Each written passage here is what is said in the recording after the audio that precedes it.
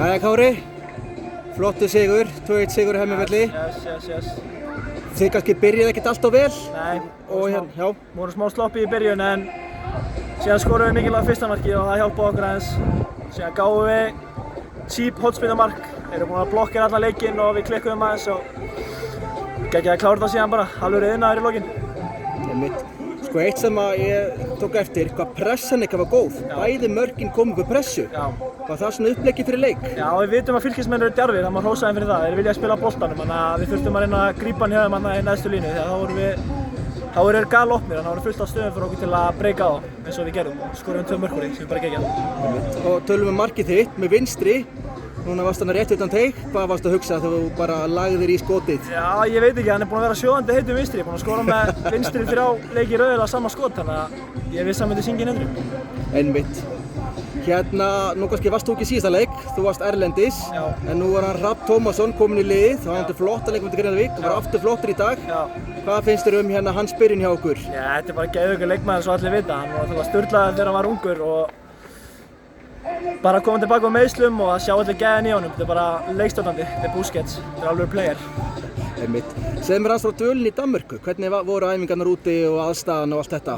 Já, þetta var sem bara þannig að þeir vildi aðeins fá að sjá mig og ég aðeins að sjá þá. Og það var lengjudeildin svolítið óskrifað blað fyrir þeim, þannig að þeir langaði að sjá levelið á mér og gekk bara mjög vel þessa vika en síðan hættir enda þjálfarinn á sunnudaginn, þannig að þetta er búið að vera smá chaos.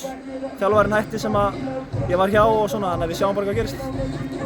Þannig að það er alveg alls óvíst hvort þú farir út á eftir tímabilið, ekki núna en kannski eftir tímabilið. Já, í rauninni var ekkert svar hvort það væri núna eftir tímabilið eða hvenær sko, því að já, þetta var í rauninni, þeim langaði bara að sjá mig og mér langaði að sjá hverju þeirra og já, síðan kom óvænt upp að þjálfarinn hætti en ég veit ekki alveg hverju það breytir. Það er náttúrulega ekkert hann sem að kaupi leikmenn en það er samt svona, setur smá strik í reikningin að þjálfarinn sem hjá er farinn en ég elska að vera í Þrótti, þetta er félagið mitt og við erum í hörkubaráttu að fara upp þannig að ég sé ekki af hverju ég ekki bara klára tímabilið hérna og komum svo liðið upp í bestöldi svo draumurinn hefur verið hjá okkur öllum, bara ungu strákunum minna sem er búin að vera í Þrótti bara í mörg ár sko, þannig að við erum bara gíraðir í það, 7 úrslitaleikir eftir eiginlega. Einmitt. Sko, vissulega gæti þið farið upp, Já. En hvort myndir þið gera?